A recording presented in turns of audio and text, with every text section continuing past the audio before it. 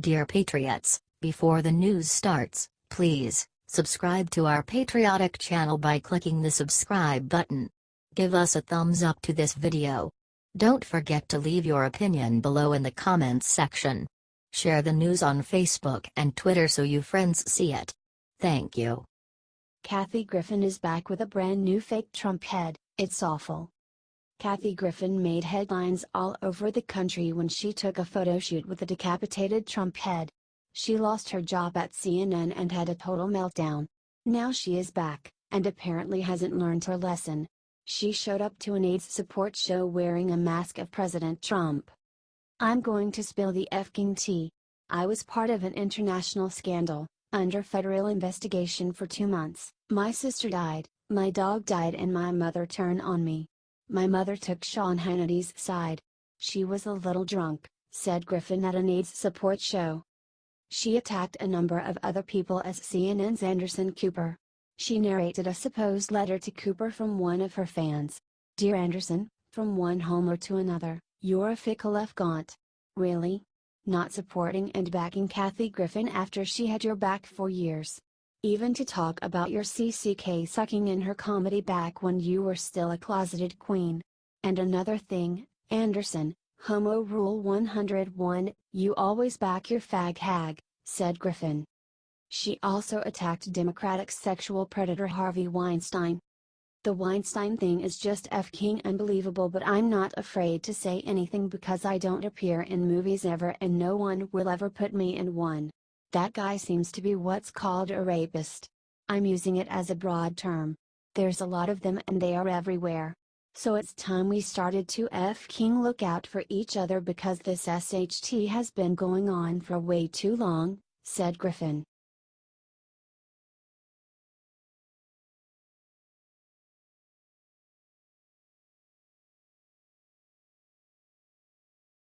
ESPN anchor who called Trump a white supremacist finally gets suspended after doing something even worse.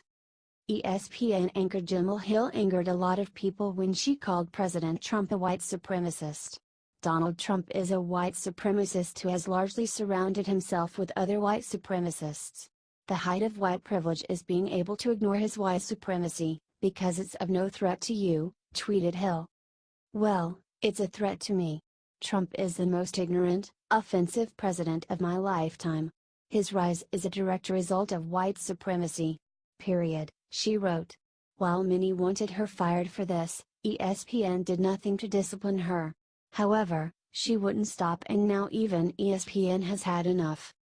On October 9, Hill wrote a series of tweets encouraging the Cowboys to boycott. Cowboys have a huge national following. Lot of black and brown folks are Cowboys fans. What if they turn their backs on them? Tweeted Hill. "This play always work. Change happens when advertisers are impacted. If you feel strongly about JJ's statement, boycott his advertisers," she tweeted. However, she backtracked. "Just so we're clear, I'm not advocating a NFL boycott. But an unfair burden has been put on players in Dallas and Miami with anthem directives," she wrote. Even though she literally just told them to boycott. ESPN responded by suspending Hill for 2 weeks. Jemele Hill has been suspended for 2 weeks for a second violation of our social media guidelines. She previously acknowledged letting her colleagues and company down with an impulsive tweet. In the aftermath, all employees were reminded of how individual tweets may reflect negatively on ESPN and that such actions would have consequences. Hence this decision, wrote ESPN in a statement.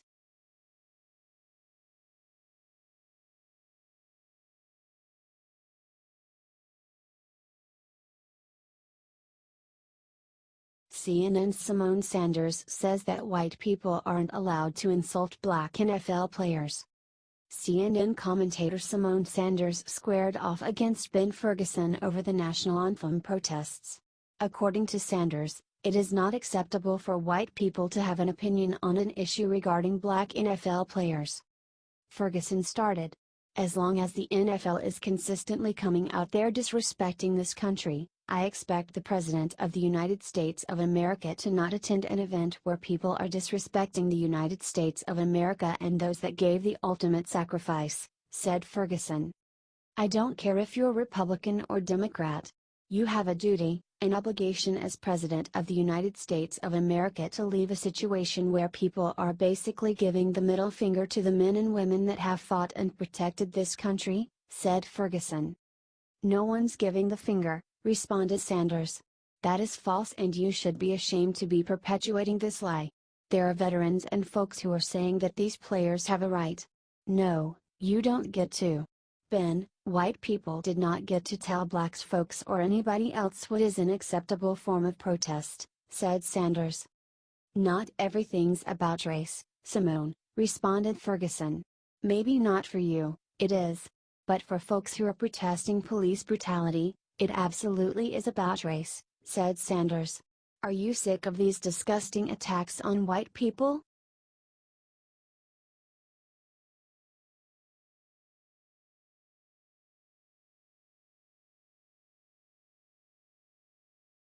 He is the one that's winning, ESPN host makes a sad confession about President Trump.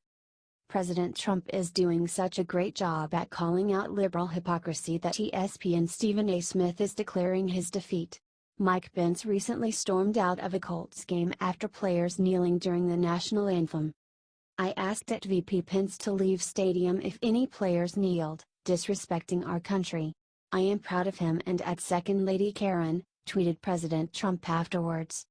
The president has successfully gone about the business of hijacking the issue, said Smith. Smith went on to claim that Trump changed a protest about police brutality to patriotism. In the end, what it really comes down to is the president has successfully hijacked this issue. He's turned it into an issue about patriotism and beyond. He's catering to his base in the process, and the biggest thing he's doing is he's pulling it all off, hiding behind these issues when, in my opinion, his real agenda is going after an NFL community that didn't let him in that good old boys club, said Smith. He is the one that's winning because he's turned this into something that the players didn't intend to. So they're going to have to find a different mechanism to have their voices heard, because Trump has won this round, said Smith.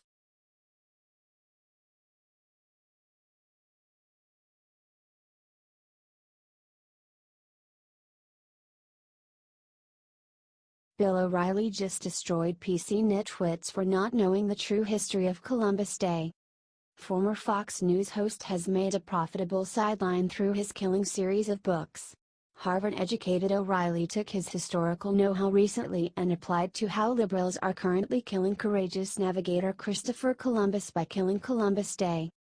Wrote Bill in a column on conservative site The Hill, in Los Angeles County, the holiday of Columbus Day will soon vanish.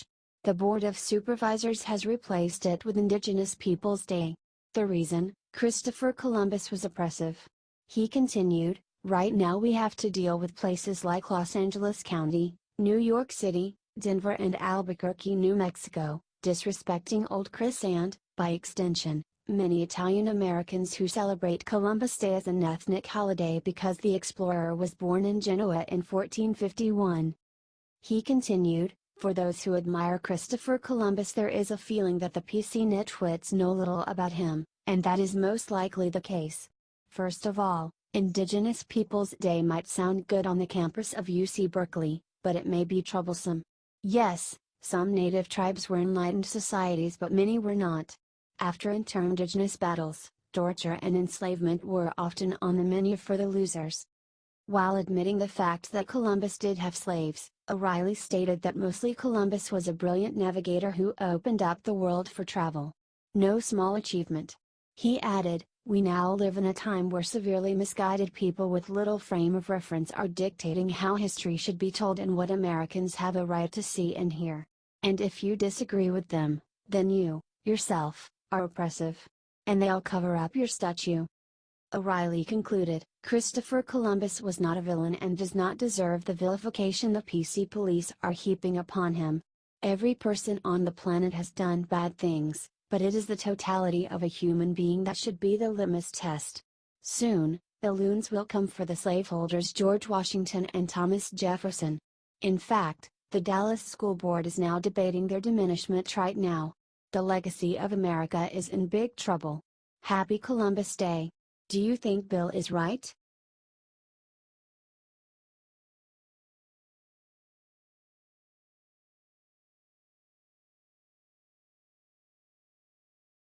Meghan McCain crushes Joy Behar over national anthem on her first day on The View. Meghan McCain has replaced Yedidia Bila as the token conservative woman on The View. On day one, McCain squared off against Joy Behar over the national anthem protests. If you are a public servant, you are supposed to enforce the Constitution. For Vice President Pence and the President to tell people and almost demand people not exercise their constitutional rights, that's very un-American, said Sunny Hostin. She does know that Trump is a president, not a king, right? McCain responded by expressing how important the flag is for some people, including her father, John McCain. I think we can have a conversation about both things while still respecting what the national anthem and the American flag mean to people like me, said McCain. Joy Behar then claimed that soldiers die for Kaepernick's right to disrespect the flag. That doesn't sound right. Hostin then claimed that it is not disrespectful to kneel during the national anthem. However, most of America agrees that it is disrespectful. I left today's Colts game because of POTUS, and I will not dignify any event that disrespects our soldiers, our flag, or our national anthem, tweeted Mike Pence. Are you sick of people disrespecting the flag?